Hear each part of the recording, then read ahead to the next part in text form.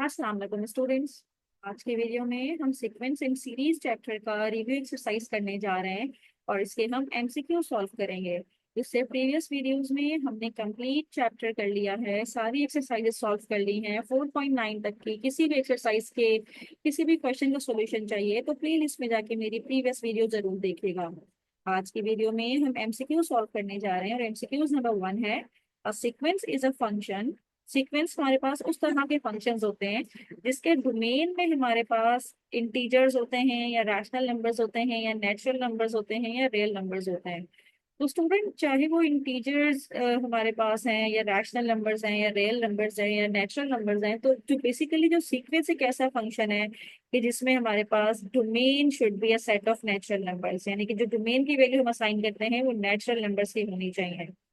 Number 2 में है कि H is a harmonic mean. Harmonic mean का फॉर्मूला हमारे पास है। एच निकालने के लिए हम फॉर्मूला यूज करते थे 2ab/a+b। ये फॉर्मूला था हमारा एच निकालने के लिए। अब यहाँ पे ए की वैल्यू एक्स है और बी की वैल्यू वाई है, तो ये हो जाएगा 2xy/x+y। तो 2xy/x+y is your option number C. It's mean option C is the right answer. Now moving toward the next part, that is part number 3। और part number 3 जो MCQs हमें given है, ये हमसे पूछा जा रहा है कि अगर an-an-1 is equals to n+1 है और A4 जो है वो 40 है, तो हमें A5 निकालना है। तो स्टूडेंट, इसका मतलब ये है कि अगर सपोज मेरे पास A4 की वैल्यू गिवन है, यानी कि यहाँ पे A5 - A4, क्योंकि ये पिछली वैल्यू है, मतलब ए एन नेक्स्ट वैल्यू है माइनस ये उससे पिछली वैल्यू है, यानी कि अगर एन की वैल्यू मैं 5 यहाँ पे पुट कर दूं, if N is equals to 5, तो यहाँ पे आ जाएगा A5 -5 - 1 4। और इस साइड पे क्या आएगा, n+1, यानी कि n की वैल्यू 5 है तो 5+1 करेंगे तो ये हमारे पास आ जाएगा 6। तो A5 - A4 is equals to 6 है, लेकिन हमें बताना है किसकी वैल्यू, A5 की वैल्यू बतानी है। तो A4 दूसरी साइड पे जाएगा तो A4 प्लस में हो जाएगा, और A4 की वैल्यू हमें क्वेश्चन में गिवन है जो कि 14 है। तो 14 + 6 करेंगे तो A5 की वैल्यू हमारे पास आ गई जो कि है 20। It's mean option D is the right answer कि 20 हमारे पास A5 की वैल्यू आएगी। Now moving toward the next MCQ, और नेक्स्ट एमसीक्यू है एमसीक्यू नंबर 4, और इसमें हमें ये बताना है कि एक सीक्वेंस इन विच an+1, यानी कि next term minus previous term is the same number, यानी कि हम अगली टर्म में से पिछली टर्म को माइनस करते जाएं, तो हमारी नेक्स्ट टर्म होगी उसमें माइनस करते जाएं प्रीवियस टर्म को, तो वो हमारे पास एपी कहलाता है, क्योंकि कॉमन डिफरेंस हमारे पास एपी में होता है। यानी कि अर्थमेटिक प्रोग्रेशन में हमारे पास जो सेम नंबर का डिफरेंस आता है, माइनस करने से सेम नंबर आता है। हर अगली टर्म को पिछली टर्म में से माइनस करें, नंबर अगर हमारे पास सेम आ रहा है, इसका मतलब है वो हमारे पास अर्थमेटिक प्रोग्रेशन एपी है। नेक्स्ट देखते हैं number 5। If an-1 an+1 is in AP, then an is called.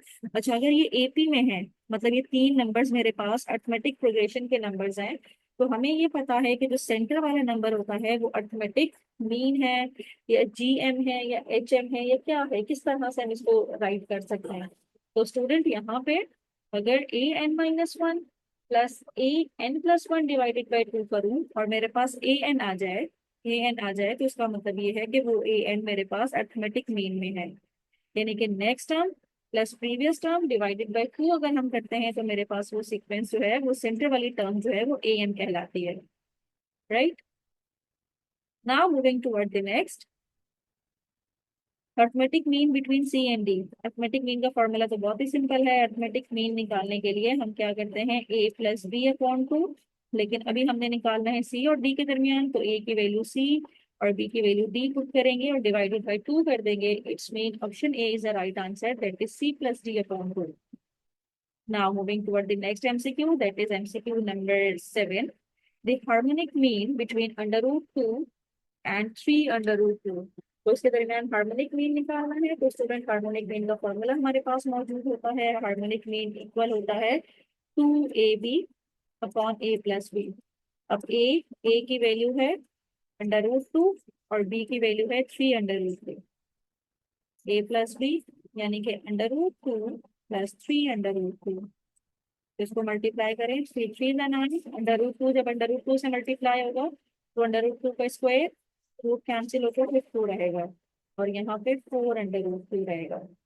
2 1 2, 2 2 4, ये हो जाएगा 9/2 √2। और यहाँ पे अंडर रूट को हम सॉल्व करते हैं, तो मल्टीप्लाई बाय √2 डिवाइडेड बाय √2।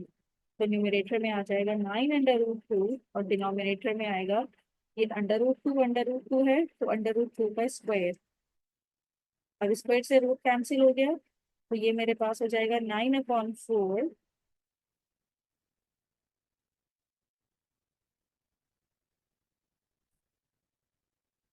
दोबारा करते हैं, ए की वैल्यू है √2, क्योंकि पहले मैंने 2 की जगह पे 3 लिख दिया था। 3 √2, और डिनोमिनेटर में a प्लस बी, यानी कि √2 प्लस 3 √2। अब ये 3 2 6, √2 का स्क्वायर, तो सिर्फ 2 बचेगा, क्योंकि √2 का स्क्वायर से रूट और स्क्वायर कैंसिल हो जाएगा। नीचे 4 √2, 2 2 4, 2 3 6, 2 से ये 2 कैंसिल हुआ, तो मेरे पास यहाँ पे बच गया है सिर्फ 3/√2। अब √2 से हमें मल्टीप्लाई और डिवाइड करवाना पड़ेगा, मल्टीप्लाई भी करवाएंगे, डिवाइड भी करवाएंगे। तो यहाँ पे हो जाएगा मेरे पास 3 √2, और √2 का स्क्वायर, तो ये सिर्फ 2 हो जाएगा, क्योंकि √2 का स्क्वायर, रूट से स्क्वायर कैंसिल होके सिर्फ 2 रह जाएगा। तो मेरे पास इसका रिजल्ट आएगा हार्मोनिक मीन का 3 √2/2। It's mean option C is the right answer, 3 √2/2। Option now MCQ number 8 हम करने जा रहे हैं, जिसमें हमने जीपी निकालनी है।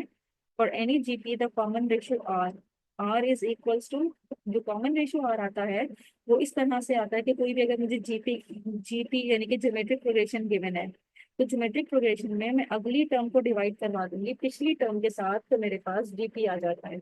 यानी कि अगर ऊपर ए एन अगली टर्म है, तो इससे प्रीवियस टर्म नीचे होनी चाहिए। प्रीवियस टर्म को हम n-1 कहते हैं, तो प्रीवियस टर्म नीचे होनी चाहिए, तभी हमारे पास कॉमन रेशियो r निकलता है। यानी कि नेक्स्ट टर्म में से पिछली टर्म को माइनस करना है। अब टर्म को अगर ए एन है, तो पिछली टर्म n-1 होनी चाहिए। तो इस तरह से अगर मैं इसको डिवाइड करती हूँ, तो मेरे पास r यानी कि कॉमन रेशियो निकल आता है। तो student, now moving toward the next MCQ, that is number 9। No term of a GP is dash. अब अगर हमारे पास ज्योमेट्रिक प्रोग्रेशन है, और हमने ये भी देख लिया है कि ज्योमेट्रिक प्रोग्रेशन में जो रेशियो निकलता है, वो अगली टर्म में से अगली टर्म ऊपर रखते हैं ए एन, और नीचे रखते हैं उससे प्रीवियस टर्म यानी कि n-1। अगर इसमें कोई टर्म जीरो हो जाती है, तो जब डिनोमिनेटर ये जीरो हो जाएगा, तो वो हमारे पास तो उसका रेशियो ही नहीं निकलेगा। जब रेशियो नहीं निकलेगा, तो इसका मतलब है कि वो जीपी हमारे पास नहीं जनरेट होगी। तो इसका मतलब है जीपी की किसी भी टर्म को जीरो नहीं होना चाहिए, 1 हो सकता है, नेगेटिव भी हो सकता है, इमेजिनरी नंबर भी हो सकता है, लेकिन किसी भी टर्म को जीरो नहीं होना चाहिए। राइट। तो इस तरह से एमसीक्यू नंबर 9 भी हमने सॉल्व कर लिया। Now moving toward the next MCQ, that is MCQ number 10। The sum of infinite geometric series is a finite number if, अच्छा, sum of infinite geometric series, अगर इनफाइनाइट ज्योमेट्रिक सीरीज हमारे पास मौजूद है और हमें इसका सम निकालना है, तो वो फाइनाइट नंबर में आएगी अगर हमारे पास जो इसका रेशियो है वो 1 से बड़ा होगा, या रेशियो 1 होगा, रेशियो 1 के इक्वल या उससे बड़ा होगा, या रेशियो आर << 1 होगा। तो करेक्ट आंसर है कि इसका कॉमन रेशियो जो है वो 1 से छोटा होना चाहिए, वरना सीरीज डाइवर्ज हो जाएगी। राइट। तो फाइनाइट नंबर हमारे पास तभी आएगा कि अगर मेरे पास जो रेशियो है ये 1 से लेस होगा, तभी मेरे पास इसका जो sum of infinite geometric series है वो फाइनाइट नंबर आएगा, otherwise the series diverge. Now moving toward the next MCQ, that is number 11। और नंबर 11 में मेरे पास है कि if the reciprocal of the term of a sequence form an AP, then it is, तो student ये तो हमने डेफिनेशन पढ़ी थी हार्मोनिक सीक्वेंस की, कि अगर हार्मोनिक सीक्वेंस का अगर आप रेसिप्रोकल कर दें, तो आपके पास एपी आ जाएगी। एपी का रेसिप्रोकल कर दें, यानी कि अरिथमेटिक प्रोग्रेशन का रेसिप्रोकल कर दें, तो हार्मोनिक सीक्वेंस आ जाएगा। Right. Now moving toward the next, that is number 12। और नंबर 12 में हमारे पास है, if an+1 plus bn+1 upon an plus bn is am between a and b, then n is equals to what? तो student यहाँ पे A N का formula हमारे पास मौजूद है, इसको थोड़ा सिंप्लीफाई करना पड़ेगा। Plus B N plus one upon A N plus B N, और ए एन का फॉर्मूला होता है A plus B upon two. अब इसको सिंप्लीफाई करते हैं यहाँ पे और देखते हैं कि क्या रिजल्ट आ रहा है। सिंप्लीफाई किस तरह से होगा, टू उधर जाके मल्टीप्लाई होगा, two A N plus one plus B N plus one के साथ, और इस साइड पे A N plus B N, ये उस साइड पे जाके मल्टीप्लाई हो जाएगा ए प्लस बी के साथ। तो उसके ब्रैकेट ओपन करते हैं, ये हो जाएगा two A N plus one plus two B N plus one, और यहाँ पे ए एन मल्टीप्लाई होगा ए के साथ प्लस बी एन मल्टीप्लाई होगा बी के साथ। तो ये two A N plus one plus two B N plus one, और यहाँ पे ए बेसिस सेम है, पावर ऐड कर दें, इसकी पावर एन है, इसकी पावर वन है, N plus one plus B की पावर एन प्लस वन।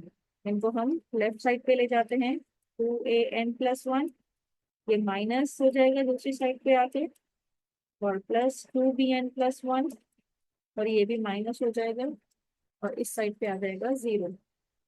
तो टू माइनस वन करेंगे, यहाँ पे मेरे पास आ जाएगा ए एन प्लस वन, यहाँ पे टू बी, ये माइनस वन करेंगे तो यहाँ पे भी बी एन प्लस वन आ जाएगा।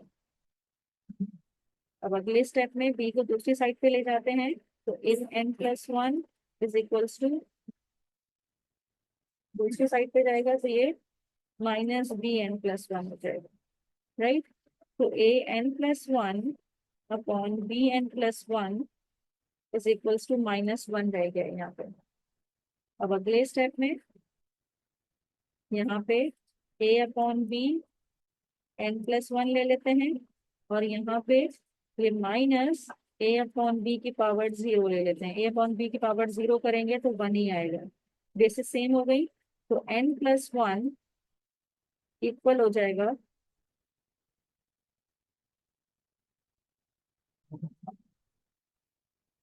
स्टूडेंट, यहाँ पे आके एक प्रॉब्लम हो गई है कि जब मैं A upon B N plus one कर रही हूँ तो ये टर्म तो आ रही है, लेकिन जब ए अपॉन बी इसकी बेस सेम कर रही हूँ और ऊपर पावर जीरो कर रही हूँ तो मेरे पास यहाँ पे माइनस वन आ रहा है, right.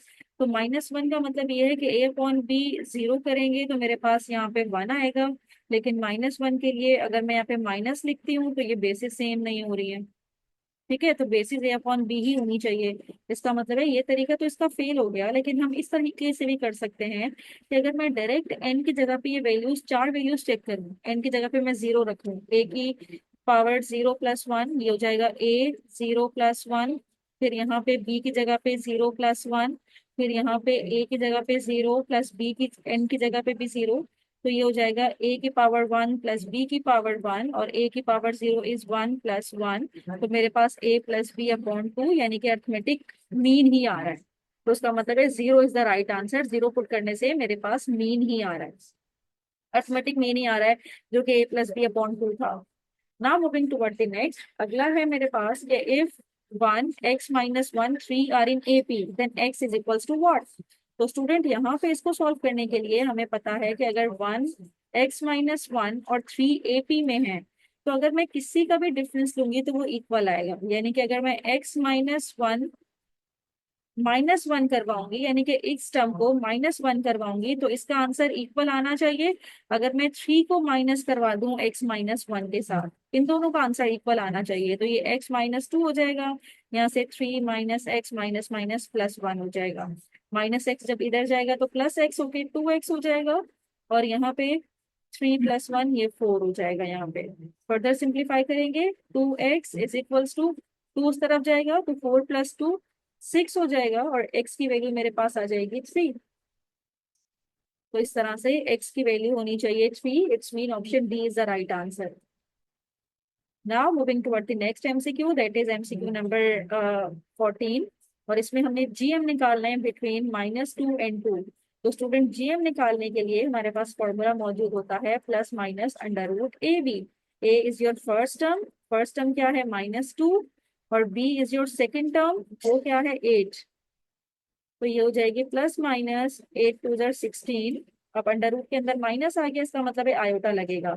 Under root sixteen four √16 4 होता है और माइनस मौजूद है तो ये आयोटा लग जाएगा। तो इसका मतलब है करेक्ट आंसर है +4 iota and -4 iota. It's mean correct answer is option number A. Okay, general term of a sequence is, general term एक सीक्वेंस से गिवन है, सपोज ए एन मुझे गिवन है -1 की पावर एन एन स्क्वायर। मुझे fourth term निकालनी है, यानी कि एन की वैल्यू 4 पुट करनी है, तो मेरे पास A4 आ जाएगी। तो एन की जगह पे 4 पुट करते हैं, यहाँ पे भी एन की जगह पे 4 पुट करते हैं। 4 के ऊपर स्क्वायर, माइनस के ऊपर इवन पावर है तो ये तो प्लस हो जाएगा, खत्म हो जाएगा। 4 का square 16। It's mean fourth term मेरे पास आई है 16। Option C is the right answer. Now moving toward the next MCQ, that is number 16। और इसमें हमें गिवन है कि अगर r ग्रेटर देन 1 है तो इसकी जो इनफाइनाइट ज्योमेट्रिक सीरीज है वो क्या होगी, कन्वर्जेंट होगी, डाइवर्जेंट होगी, अनडिफाइंड होगी, या both A and B। Student, मैंने आपको शुरू में भी बताया था कि सिर्फ r की वैल्यू <<1 होगी तभी इसका आंसर हमारे पास कोई फाइनाइट नंबर आएगा। अदरवाइज अगर रेशियो मेरे पास >1 हो जाता है या =1 हो जाता है तो मेरे पास जो इनफाइनाइट ज्योमेट्रिक सीरीज है वो हमेशा डाइवर्ज कर जाएगी। ये बात मैंने आपको शुरू में भी बताई थी जब हमने शुरू का इसका MCQ सॉल्व किया था, उस पर भी हमने ये बात डिस्कस की थी नंबर 10 MCQs में भी। Okay, now number 17, the harmonic mean. अब हार्मोनिक मीन का फॉर्मूला हमें पता है, ये इक्वल होता है 2AB upon A plus B के। अब A की वैल्यू यहाँ पे है 1/3 और B की वैल्यू है 2/5। A प्लस B यानी कि 1/3 प्लस 1/5। सिंप्लीफाई करते हैं तो ये हो जाएगा 4/5 3 15। और नीचे वाली टर्म 5 3 15 हो जाएगी, ऊपर LCM लेंगे तो 5 + 3 ये 8 हो जाएगा। 15 से 15 कैंसिल हुआ, 4/8।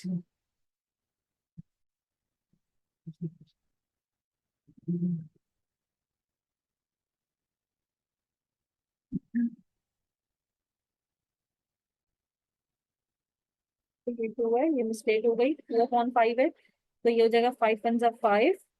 यहाँ पे हो जाएगा 5 + 3 2 6, 6 + 5 ये हो जाएगा 11।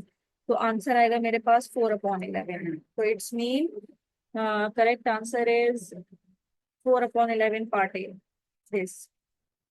If A minus B upon B minus C is equals to A upon B, then A, B, C are in dash।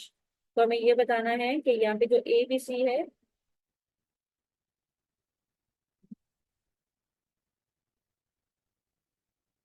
वो हमारे पास क्या है, अर्थमेटिक मीन है, AEP अर्थमेटिक प्रोग्रेशन है, GP है या HP है, या इनमें से कोई भी नहीं है। तो उसको सॉल्व कर लेते हैं। ये मेरे पास है A - B upon B - C is equals to A upon B। अब B वहां जाएगा तो मल्टीप्लाई हो जाएगा, क्रॉस मल्टीप्लाई कर लेते हैं यहाँ पे। तो B मल्टीप्लाई होगा A - B के साथ और यहाँ पे A मल्टीप्लाई होगा B - C के साथ। तो ये हो जाएगा AB - B स्क्वेयर और यहाँ पे हो जाएगा AB - AC। तो स्टूडेंट यहाँ पे AB जब उस साइड पे आएगा तो ये तो कैंसिल हो जाएगा, तो B square is equals to AC, right. तो अब यहाँ पे स्क्वायर खत्म करने के लिए अंडर रूट ले लेते हैं दोनों साइड पे, तो ये जाएगा √AC। तो ये इससे कैंसिल हुआ तो B is equals to ±√AC। इसका मतलब है कि ये बीच वाली टर्म जो है वो अर्थमेटिक प्रोग्रेस, ये हमारे पास ज्योमेट्रिक प्रोग्रेशन है, क्योंकि ज्योमेट्रिक प्रोग्रेशन, ज्योमेट्रिक मीन का फॉर्मूला हमारे पास होता था ±√AB। अब AB में हमारे पास ये साइड की वैल्यूज, अब साइड की वैल्यू मेरे पास C है तो ये AC आ जाएगा। तो इसका मतलब है ये मेरे पास ज्योमेट्रिक प्रोग्रेशन में है, क्योंकि जो सेंटर वाली टर्म है ये ज्योमेट्रिक मीन का फॉर्मूला मुझे दे रही है। तो इस तरह से स्टूडेंट हमने 18 MCQs कंप्लीट सॉल्व कर लिए। अगर आपको किसी में भी कोई प्रॉब्लम है तो मुझे कमेंट बॉक्स में जरूर बताइएगा। थैंक यू सो मच कि आपने एंड तक मेरी वीडियो देखी। नेक्स्ट वीडियो में हम रिव्यू एक्सरसाइज के बाकी के क्वेश्चन सॉल्व करेंगे। Thank you so much.